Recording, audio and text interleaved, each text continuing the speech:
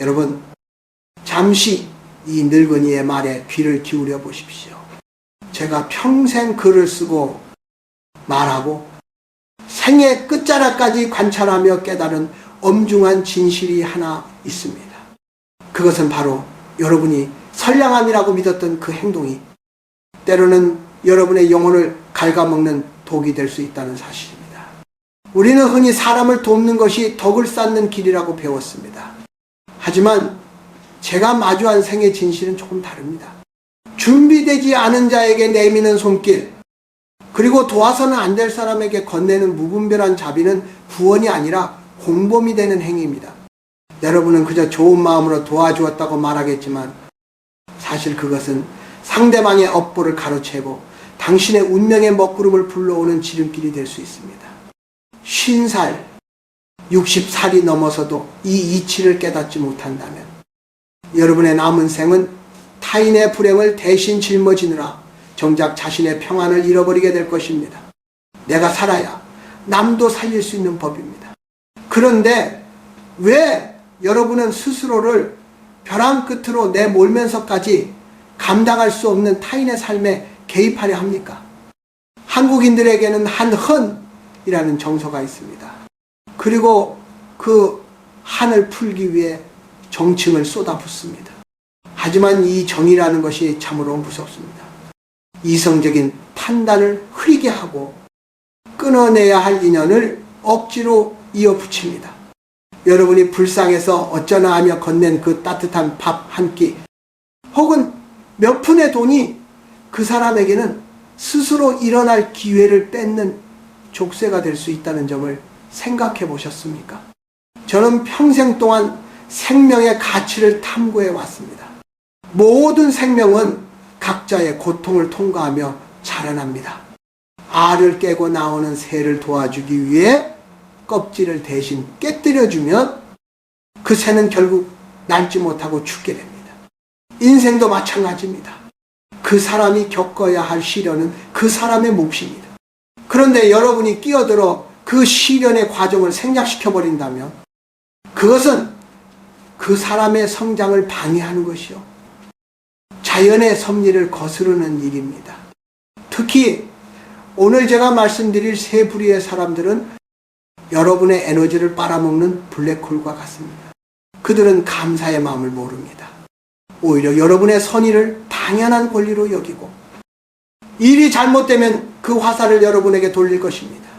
이것이 바로 업교의 전의입니다. 그들의 부정적인 기운과 뒤엉킨 운명이 고스란히 여러분의 삶으로 흘러들어오는 것입니다. 나이가 든다는 것은 입은 닫고 지갑은 열라는 말이 있죠. 하지만 그 지갑도 아무에게나 열어서는 안 됩니다. 지혜가 없는 자비는 자살행위와 같습니다. 이제는 여러분의 인생을 지켜야 할 때입니다. 타인의 불행을 구경하라는 것이 아닙니다. 다만 타인의 댐에 함께 빠져 죽지는 말라는 것입니다.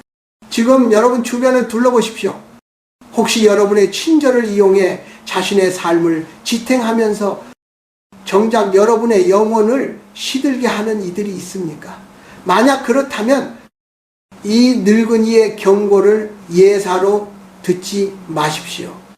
오늘 이 이야기는 단순히 인간관계를 끊으라는 조언이 아닙니다. 여러분의 귀한 운명을 지키고 남은 생을 진정한 평화 속에서 살아가기 위한 생존의 지혜입니다. 자, 이제 어떤 이들을 멀리해야 하는지, 왜 그들을 돕는 것이 당신의 운명을 망치는지 하나씩 짚어보겠습니다. 이것은 제가 죽음의 문턱에서 돌아보며 얻은 젊은이들은 결코 알 수 없는 생의 비밀입니다. 여러분, 이제 우리가 경계해야 할 첫 번째 부류에 대해 깊이 들여다봅시다. 바로 감정의 구걸꾼들입니다. 이들은 언제나 비극의 주인공처럼 나타납니다. 입만 열면 자신의 처지가 얼마나 불행한지, 세상이 자신에게 얼마나 가혹한지 눈물 섞인 하소연을 쏟아놓지요. 처음에는 그들의 눈물에 마음이 쓰일 것입니다.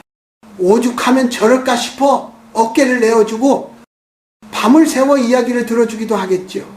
하지만 여러분, 정신을 똑바로 차려야 합니다. 그들은 구원을 바라는 것이 아니라 여러분의 생명력을 흡수하러 온 것입니다. 한국 사회에서 우리는 정증이 많은 민족이라 불립니다. 남의 아픔을 내 아픔처럼 여기는 것, 그것을 미덕이라 여겼지요. 하지만 제가 살아보니 이 정이라는 것이 때로는 분별력을 가리는 안개가 되더군요. 감정의 구걸꾼들은 바로 이 안개를 이용합니다. 그들은 해결책을 원하지 않습니다. 만약 여러분이 현실적인 대안을 제시한다면 그들은 금세 화제를 돌리거나 당신이 내 마음을 어떻게 알아라며 오히려 당신을 비정한 사람으로 몰아세울 것입니다. 그들이 진정으로 원하는 것은 여러분의 감정적 에너지를 갈취하여 자신의 공허함을 채우는 것입니다. 이것은 영적으로 보면 매우 위험한 상태입니다. 우리 인간에게는 각자에게 주어진 운명의 그릇이 있습니다. 그런데 이 부류의 사람들은 그 밑바닥에 커다란 구멍이 나 있습니다.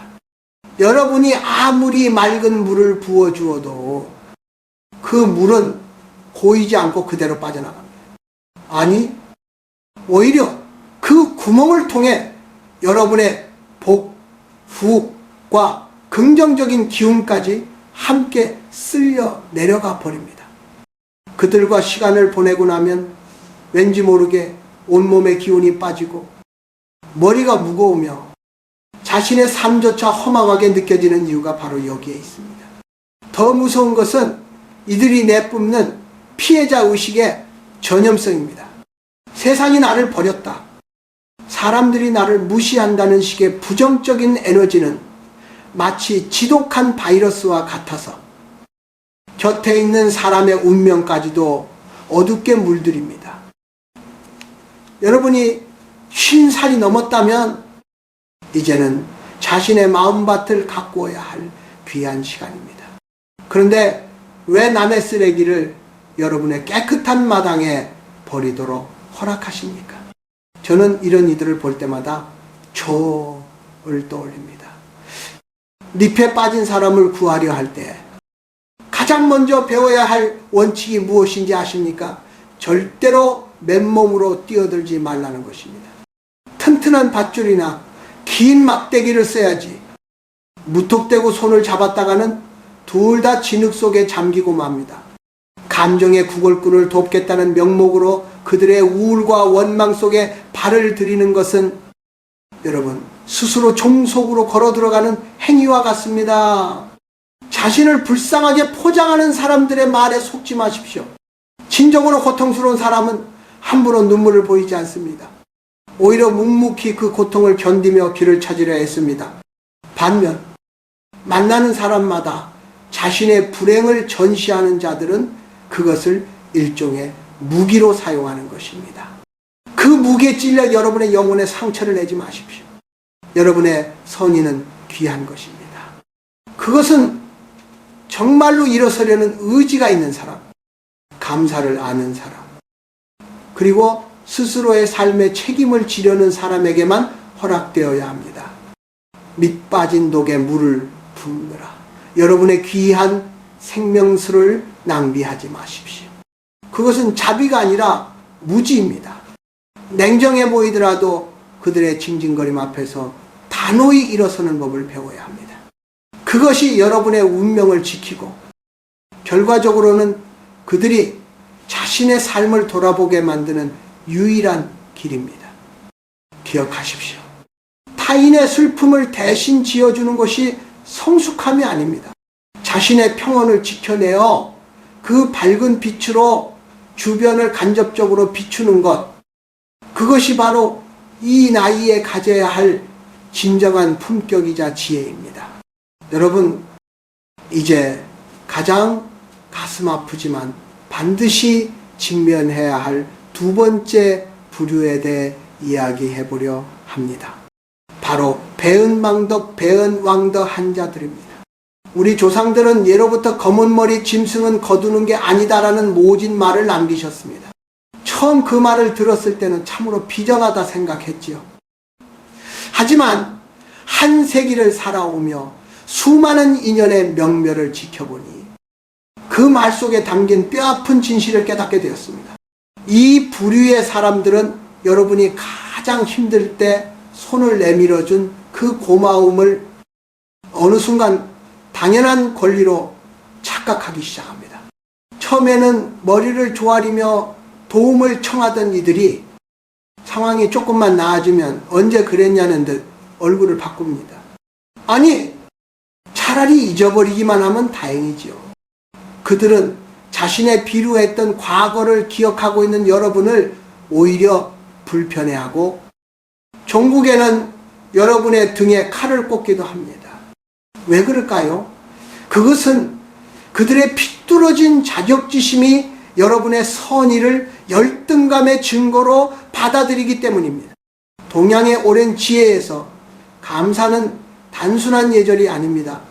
그것은 우주의 기운과 소통하는 통로이자 인간다움을 증명하는 마지막 보루입니다. 감사할 줄 모르는 사람은 영혼의 뿌리가 썩어 있는 것과 같습니다. 뿌리가 썩은 나무에 아무리 좋은 거름을 주고 물을 준들 그 나무가 곧게 자라겠습니까? 결국은 썩은 가지가 부러져 당신의 머리 위로 떨어질 뿐입니다. 이런 자들을 돕는 행위는 마치 독사에게 온기를 나누어 주는 것과 같아 몸이 따뜻해진 뱀은 가장 먼저 당신의 손등을 물 것입니다. 여러분이 50살을 넘겼다면 이제는 사람을 보는 안목이 서리처럼 차갑고도 맑아야 합니다. 누군가를 도와준 뒤에 왠지 모를 공허함이나 배신감이 든다면 그것은 여러분의 직관이 보내는 경고신호입니다. 내가 이만큼 해주었으니 저 사람도 변하겠지라는 기대는 버리십시오. 인간의 본성은 쉽게 변하지 않습니다. 특히 고마움을 모르는 천성은 그 사람의 운명 자체가 뒤틀려 있다는 증거입니다. 그런 뒤틀린 운명에 여러분의 깨끗한 운명을 엮지 마십시오. 한국의 옛 이야기 중에 혹부리 영혼이나 은혜 갚은 까치 같은 이야기들이 왜 그토록 오랫동안 구전되었겠습니까? 그것은 은혜를 아는 것이 천지신명의 복을 받는 유일한 길임을 강조하기 위함이었습니다. 반대로 은혜를 원수로 갚는 자를 돕는 것은 하늘이 내리는 벌을 여러분이 대신 받겠다고 자처하는 것과 다름없습니다.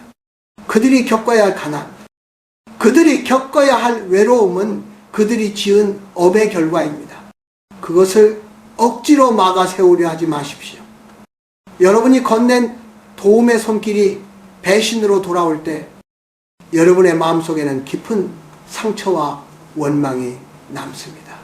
그 부정적인 감정이 바로 운명의 독입니다. 이 독은 여러분의 건강을 해치고 집안의 화목을 깨뜨리며 다가올 좋은 운조차 막아버립니다.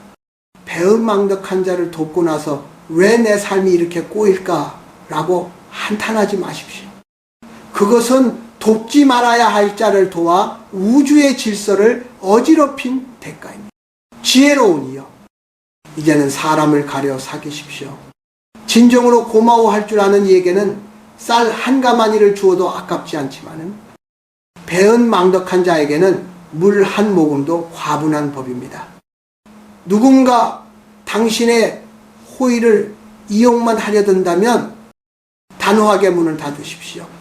그것은 매정한 것이 아니라 당신의 영혼을 지키는 숭고한 방어입니다. 기억하십시오. 진정한 자비는 대상을 가릴 줄 아는 눈에서 시작됩니다. 아무 곳에나 뿌려진 씨앗은 싹을 틔우지 못하고 썩어버릴 뿐입니다. 당신의 귀한 정성과 에너지를 배신의 토양에 버리지 마십시오. 당신의 삶이라는 정원의 독초가 자라게 내버려 두지 마십시오.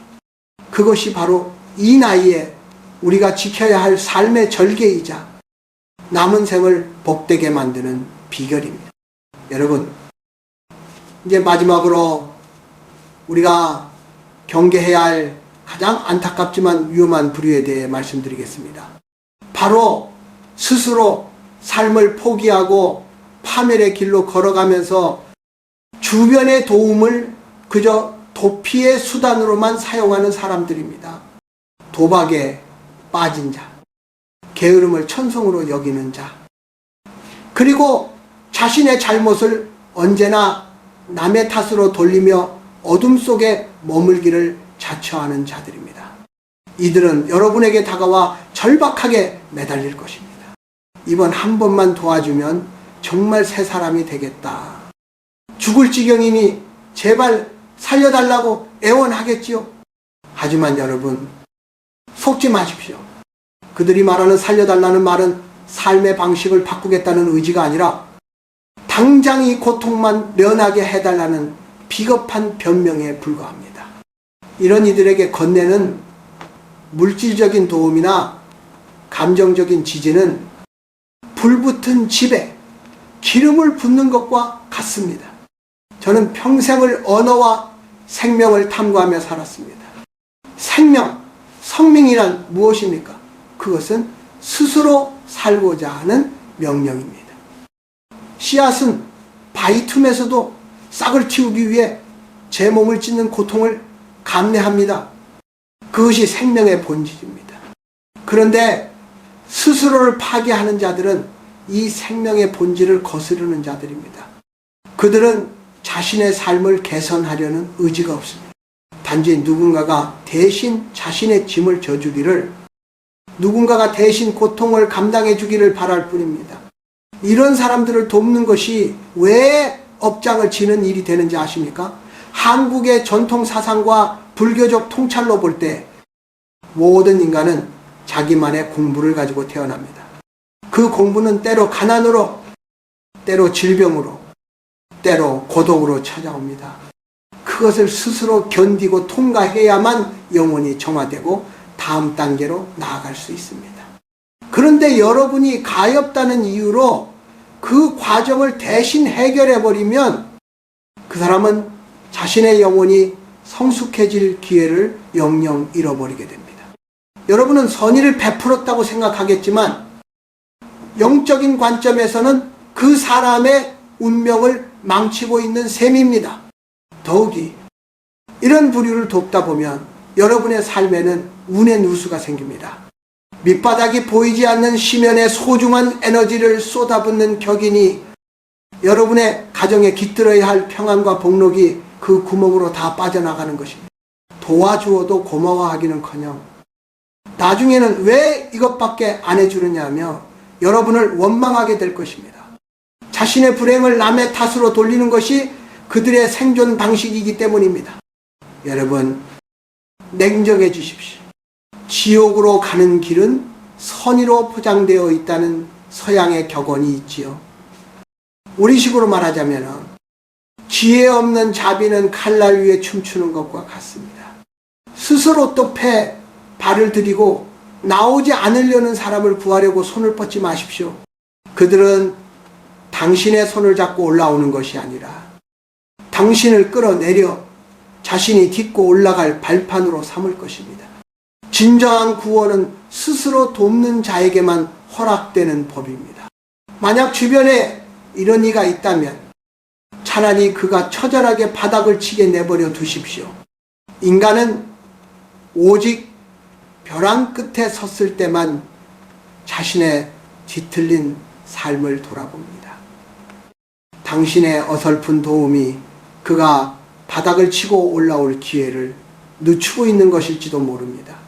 50살 이후의 삶은 버리는 연습입니다. 물건만 버리는 것이 아니라 내 영혼을 좀 먹는 관계, 내 운명을 흐리게 만드는 가짜 동정심을 버려야 합니다. 여러분의 등불을 밝혀야 할 기름을 불이 붙지 않는 젖은 장작에 낭비하지 마십시오.